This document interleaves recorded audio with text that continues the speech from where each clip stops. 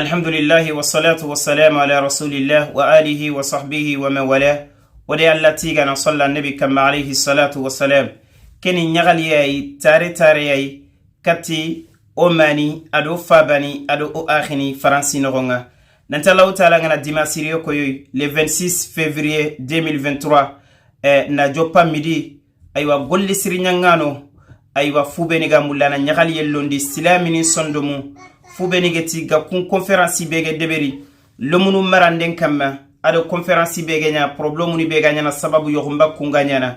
nanti sorobeni gana kitena kuntanga igaisikina umran biyo kire kun kamaninga fi sabilillah serebe gana ganya na kine anadaga Allah kamuri Allah komo surungero baranga nanti serebe gana kotu sagene khirisebe gana sage aywa kengeni fini tammi bege nya na sababu yohumba kengarini kirisebe gana kotu sagene kenga aywa antoro ngana boganga nya serefana umran biyenge kinanga tiye sikitanda gantendalli intampo fosu fi sabilillah yenya nati Allah khanema khayli nya seda ke gollu khore jabi nambugo khajonga finlandi lemine be gana koturni sababu ni tammi be ganya sababu ya marandenge bono lumununge uroi lemine be gana kotu sagene kunga lemine be gana genye kenga tiye sikita kama umran biyenga fi sabilillah kembane fe lemine ke saram biyen tagande yesi kitagay alla komo kendangi yempalle gadi yetelle sefe gadanga nandaga alla kake nandaga umrande beri manne nafade manne barajene silami sunalli sede ke jabi nambogu be sujonga mandallo musundaga indaga sede kay lemine be ga ganyana jabi nambogu be sujonga mpaba khorosulli ona la fay mamma be ga ke drapo mutu sorobe ni gedi togoni safa isu allini présente serebane be ga ganyene kenna koy baranga akota ke dimasi be garini khorosuna menyinonga karoga yitte nyawto tele présente bi idnillahi ta'ala Allah ta'ala ngana dunge Allah komo nga yitu be ne ga khibaren kongo biresu nde kontim peti jarandana peti yitti gagandana alhamdulillah yitu be gana nyimma kake be ganari nikinna nga fi sabilillah nte gagana menne yitu nya koy ni gay hadisu ngere fubeni kamma annabi alayhi salatu wassalam agere yittubeni jare mo gon kongoda kudona jare alla mbatten kamma umma Allah khosede beri ona jare sunnan kamma o manan ni kenye mare nyagaru yogoni hakite nantingeti yittukuye kitene nokube yetella gebe mutu idi yerni conférence ko tanga iga sigiran ni kenya na liga ga gai pribe ga kitama ngasani kuya ibe ga mulla ina yittuku kita avant conférence foni maga ikani nogonga sorobeni ganani khaga yituku yogone afayke odum ke kongo gada habba sauda nyani attenyani kanna susan pete mu mansuya aywa annabi alayhi salam habba sauda ngeja waten sujara na makallengate o sefe gada ifagere afunti manya bagandi ke sasa aywa annabi getay waten sujara na makallengate kene qistul hindinya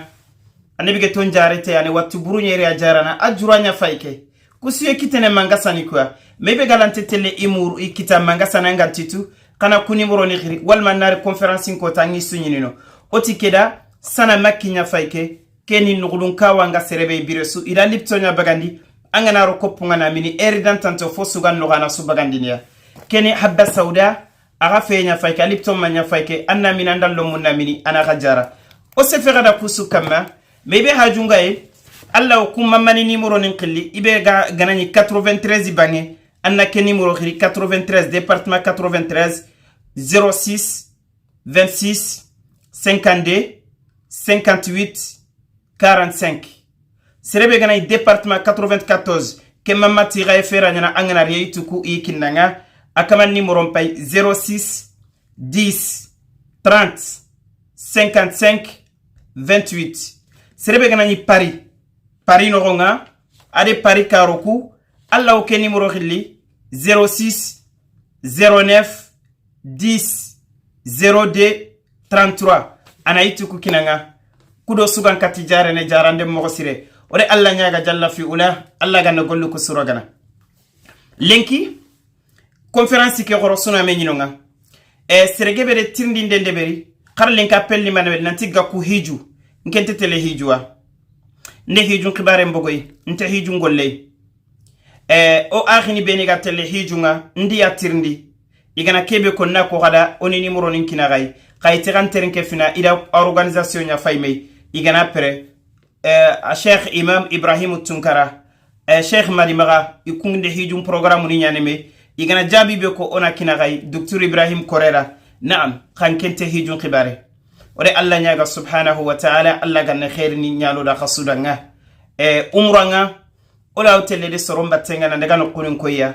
me hijunga nde serente telle nte azan singolle yokuga na jabi be ko mogere kinyande khayi naam kenya ni sorobe negatini gakunde soronge tele hijube fe gakunta azan singolle sorobe negani tele umranyai igana ti gakunna nkefiya di batenga nano kunin koy soronga ndaga manan ni kebane yai ore Allah nyaga subhanahu Allah ganna haju ni ndaxamini jarana na gollu ko sunya khalisan liwajhillah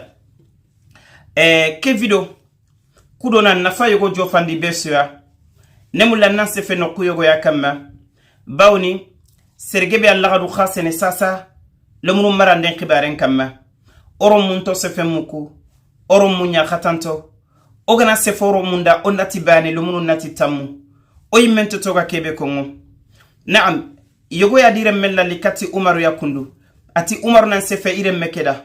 Umaru nan dogo irem menga irem menti se fe muku irem menya khatante nyai ati Umaru nan se fe irem mekedanga Umar ibn al-Khattab radiyallahu anhu